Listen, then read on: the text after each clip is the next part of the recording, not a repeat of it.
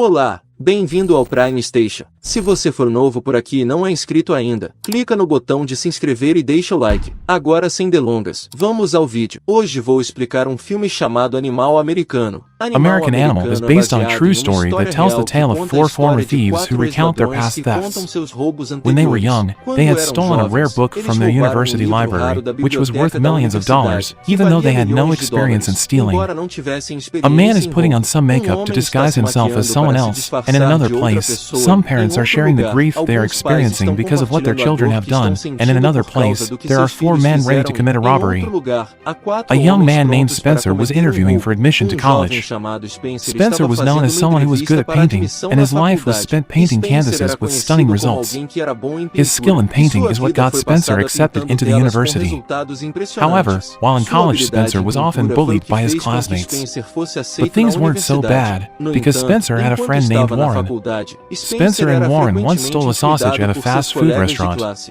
In this movie, both Spencer and Warren, who is 30 years old, are the narrators throughout the movie. One day, Spencer visited an art museum with his lecturers and other students. In the museum, there was one piece of art that fascinated him and he paused to look at it.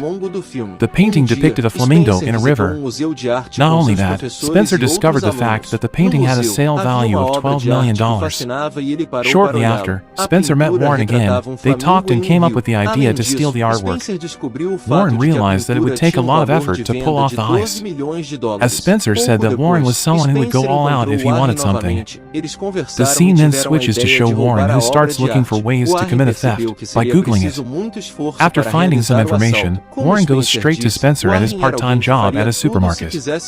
Warren tells Spencer that they need a blueprint of the library to know the way in and the way out of the library. Spencer casually responded that if they needed blueprints, then he would draw the manual blueprints of the library. Warren then went to his friend to get information about a rare item dealer.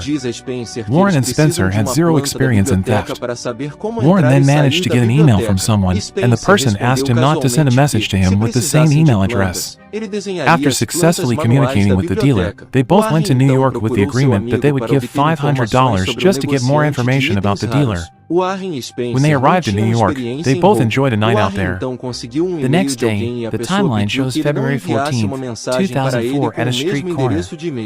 Warren gave his money to one of the men in the street.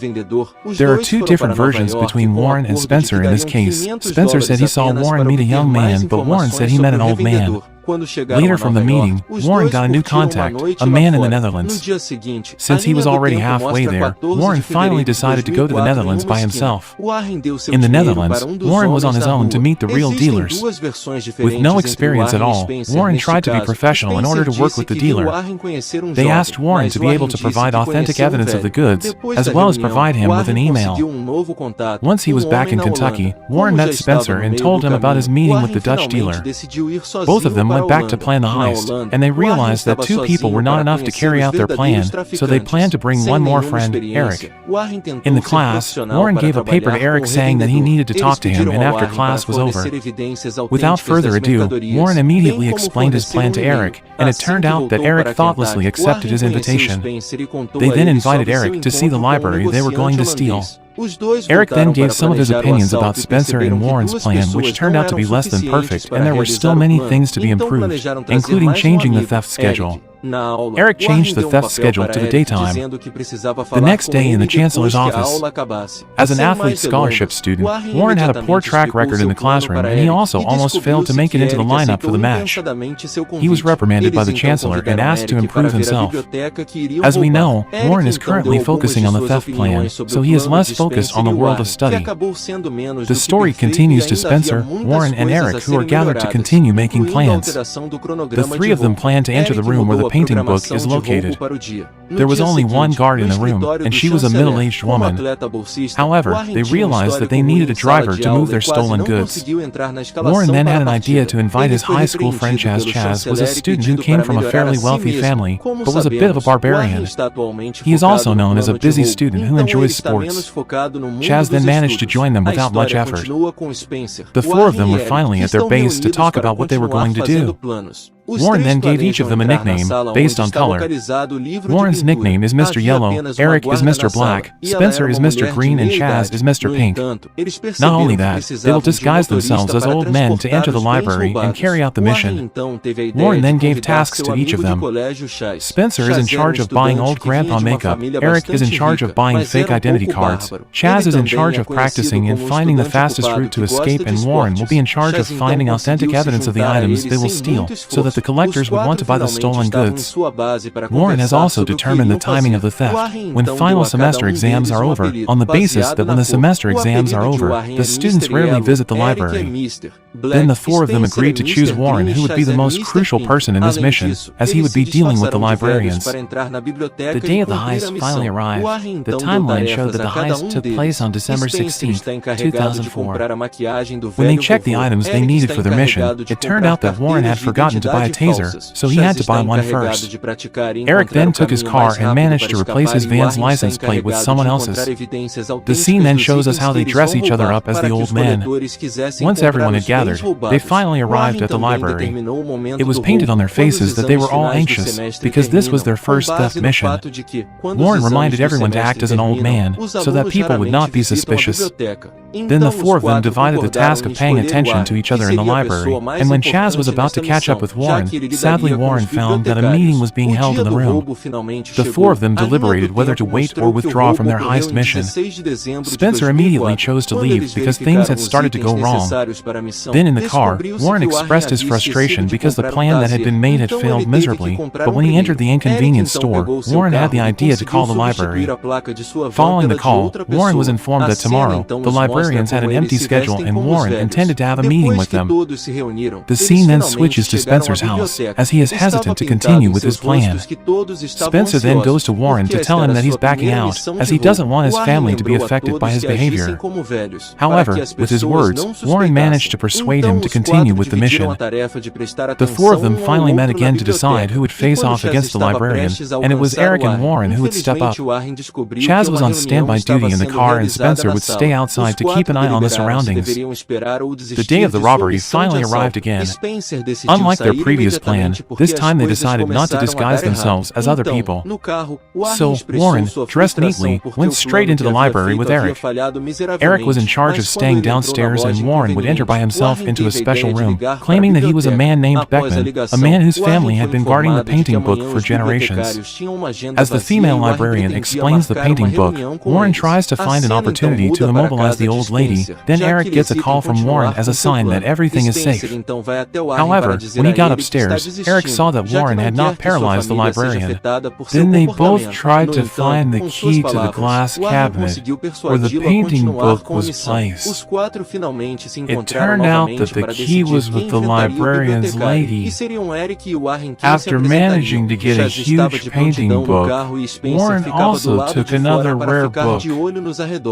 Warren and Eric then headed to an elevator that led to the basement, but when they were in the basement, they didn't get an exit, so they both decided to use the regular route.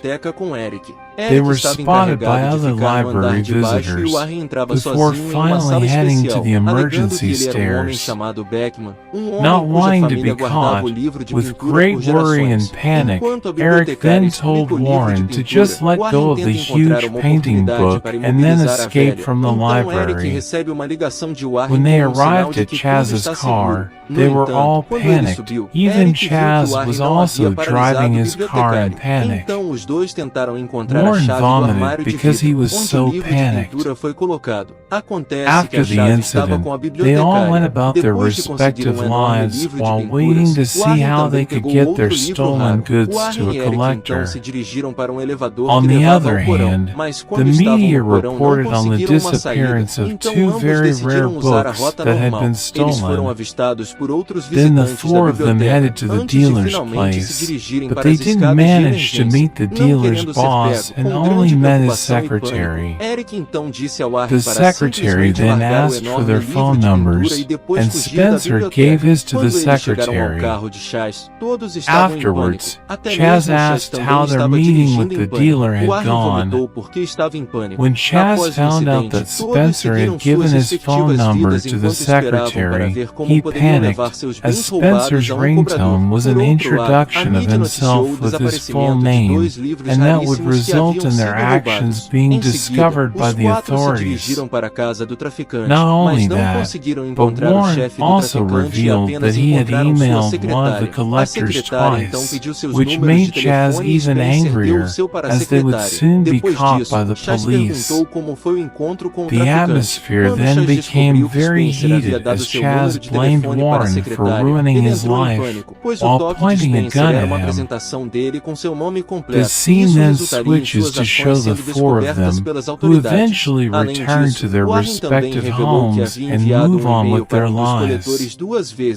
Sometime later, Spencer received a sign that he might be wanted by the police. The four of them were worried that they would be arrested by the police, and it turned out that their hunch was right. The police and FBI began to arrest them one by one. At the end of the movie, we are shown how the people involved in this heist are very sad when explaining what has happened to them. The interesting thing is, when the old Spencer explains that what has been told by Warren does not seem to be all real, and the end of the movie shows us the situation after the theft occurred.